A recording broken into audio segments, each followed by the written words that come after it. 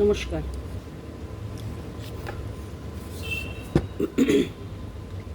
তুঙ্গভদ্রা তীরে উপন্যাসের প্রথম পর্বে আমরা আসি।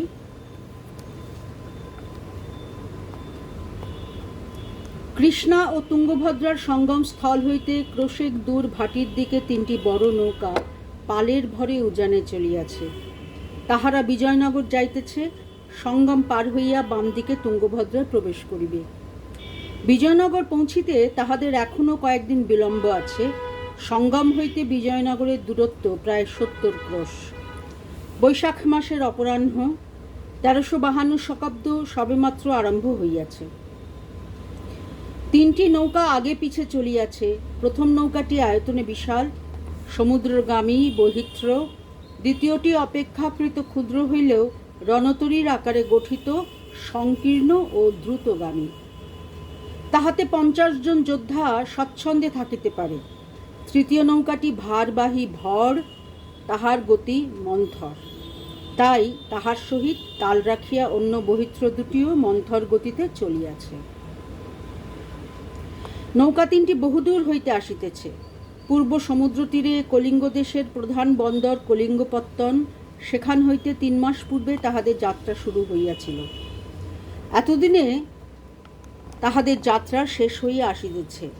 আর সপ্তাহকাল মধ্যেই তাহারা বিজয়নগরে পৌঁছিবে, যদি বায়ু অনুকূল থাকে। যে সময়ের কাহিনী, সে সময়ের সহস্র বর্ষ পূর্ব হইতেই ভারতের প্রাচ্য উপকূলে নৌবিদ্যার বিশেষ উৎকর্ষ হইয়াছিল। উত্তরে নৌ সাধনোদ্যত বঙ্গদেশ হইতে দক্ষিণে তৈলঙ্গ তামিল দেশ পর্যন্ত বন্দরে বন্দরে সমুদ্রযাত্রী বৃহৎ বহিত্র প্রস্তুত হইতেছিল। তাহাতে চড়িয়া ভারতের বণিকেরা ব্রহ্ম, শ্যাম, কম্বোজ ও সাগরিকার দ্বীপপুঞ্জে বাণিজ্য করিয়া ফিরিতেছিল, উপনিবেশ গড়িতেছিল, রাজ্য স্থাপন করিতেছিল। এইভাবে বহু শতাব্দী চলিবার পর একদা কালান্তক ঝড়ের মতো দিকপ্রান্তে আরব জলদস্যু দেখা দিল। তাহার সংঘাতে ভারতের রতন ভরা তরী লবণ জলে ডুবিল। তবু ভারতের তটরেখা ধরিয়া সমুদ্রপথের যাতায়াত একেবারে বন্ধ হইল না। তটভূমি ঘেঁষিয়া নৌযোদ্ধার দ্বারা সুরক্ষিত পথ এক বন্দর হইতে অন্য বন্দরে যাতায়াত করিতে লাগিল। নদীপথেও নৌবাণিজ্যের গমনাগমন অব্যাহত রইল।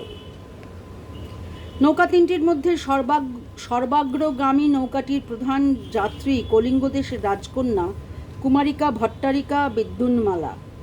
রাজকন্যা বিজয়নগরে যাইতেছেন বিজয়নগরের তরুণ রাজা দ্বিতীয় দেবরায়কে বিবাহ করিবার জন্য।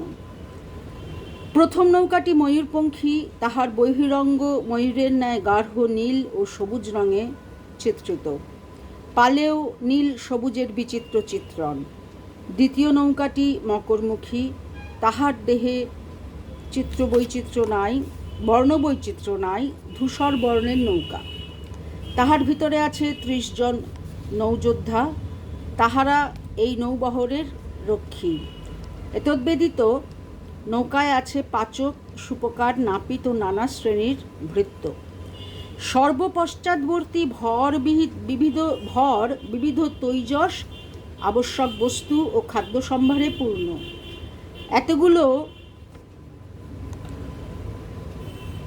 এতগুলো লোক দীর্ঘকাল ধরিয়া আহার করিবে।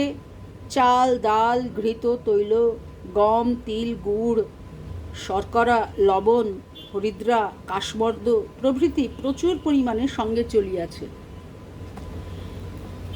ভরের পিছনে একটি শূন্য ডিঙি দড়ি বাঁধা অবস্থায় ল্যাজের মতো ভরের অনুসরণ করিয়াছে। এক নৌকা হইতে অন্য নৌকায় যাতায়াত করিবার সময় ইহার প্রয়োজন। এইভাবে রাজকীয় আড়ম্বরের দ্বারা পরিবেষ্টিত হইয়া রাজনন্দিনী বিদ্যুন্মালা বিবাহ করিতে চলিয়াছেন, কিন্তু তাহার মনে সুখ নাই। সেদিন অপরাহ্নে তিনি নৌকার ছাদে বসিয়া ক্লান্ত চক্ষে জলের পানে চাহিয়াছিলেন। তাহার বৈমাত্রী ভগিনী মণিকঙ্কনা তাহার সঙ্গে ছিল। মণিকঙ্কনা শুধু তাহার ভগিনী নয়, সখীও। তাই বিদ্যুন্মালা যখন বিবাহে চলিলেন তখন মণিকঙ্কনাও স্বেচ্ছায় সঙ্গে চলিল। বিবাহের যিনি বর তিনি ইচ্ছা করিলে বধূর সহিত তাহার অনুর্হা ভগিনীদেরও গ্রহণ করিতে পারিতেন, ইচ্ছা না করিলে পাত্রকুলের অন্য কেহ তাহাকে বিবাহ করিতেন। এই প্রথা আবহমান কাল প্রচলিত ছিল। মণিকঙ্কনা বিদ্যুন্মালার বৈমাত্রী ভগিনী, কিন্তু সেই সঙ্গে আরও একটু প্রভেদ ছিল। বিদ্যুন্মালার মাতা পট্টমহিষী রুক্মিণী দেবী ছিলেন আর্যা, কিন্তু মণিকঙ্কনার মাতা চম্পা দেবী অনার্যা। আর্যগণ প্রথম দক্ষিণ ভারতে আসিয়া একটি সুন্দর রীতি প্রবর্তিত করিয়াছিলেন। আর্য পুরুষ বিবাহকালে আর্যা বধূর সঙ্গে সঙ্গে একটি অনার্যা বধূও গ্রহণ করিতেন। বংশবৃদ্ধি প্রধান উদ্দেশ্য সন্দেহ নাই, কিন্তু প্রথাটি লোভনীয় বলিয়াই বোধ করি টিকিয়াছিল। আর্যাপত্নীর মর্যাদা অবশ্য অধিক ছিল, কিন্তু অনার্যাপত্নীও মাননীয়া ছিলেন। বিদ্যুন্মালা ও মণিকঙ্কনার বয়স প্রায় সমান, 2-1 মাসের ছোট বড়, কিন্তু আকৃতি ও প্রকৃতিতে অনেক তফাৎ।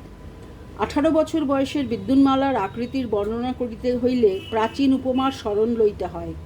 তন্নী তপ্ত কাঞ্চন বর্ণা, পক্কবিম্বাধরষ্ঠী, কিন্তু চকিত হরিণীর ন্যায় চঞ্চল নয়না নয়।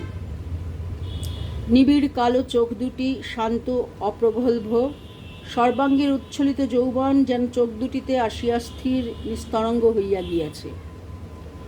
তাহার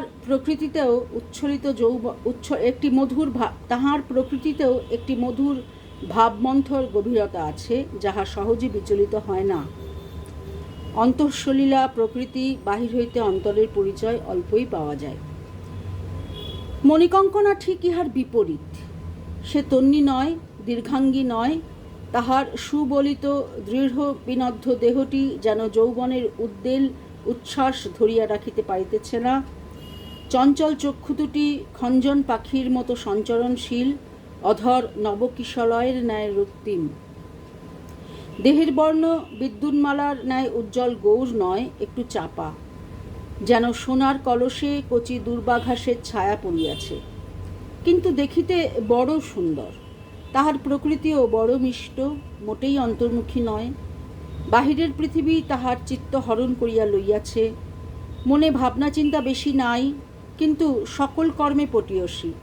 বিচিত্র এবং নূতন নূতন কর্মে লিপ্ত হইবার জন্য সে সর্বদাই উন্মুখ। পৃথিবীটা তাহার রঙ্গকৌতুক খেলাধুলার লীলাঙ্গন।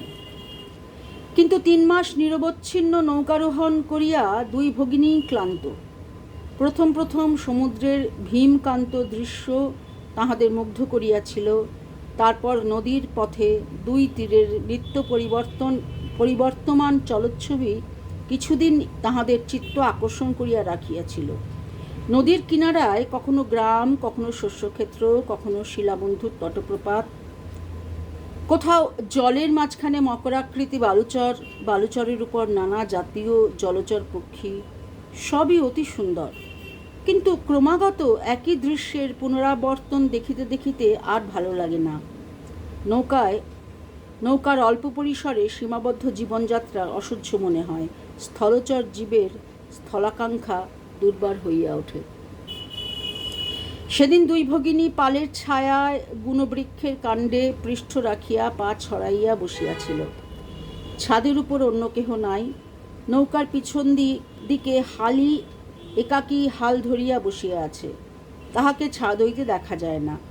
বিদ্যুন্মালার ক্লান্ত চক্ষু জলের উপর নিবদ্ধ, মণিকঙ্কনার চক্ষু দুটি পিঞ্জরাবদ্ধ পাখির মতো চারিদিকে ছটফট করিয়া বেড়াইতেছে।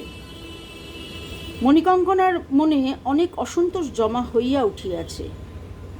এই নৌকাযাত্রার কি শেষ নাই?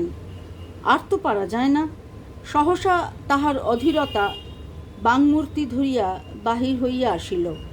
সে বিদ্যুন্মালার দিকে ঘাড় ফিরাইয়া বলিল, একটা কথা বল দেখি মালা। চিরদিনই বিয়ের বর কনের বাড়িতে বিয়ে করতে যায়, কিন্তু তুই বরের বাড়িতে বিয়ে করতে যাচ্ছিস, এ কেমন কথা? সত্যই তো, এ কেমন কথা। এই বিপরীত আচরণের মূল অন্বেষণ করিতে হইলে বহু ইতিহাসের চর্চা করিতে হইবে। আজ এই পর্যন্ত।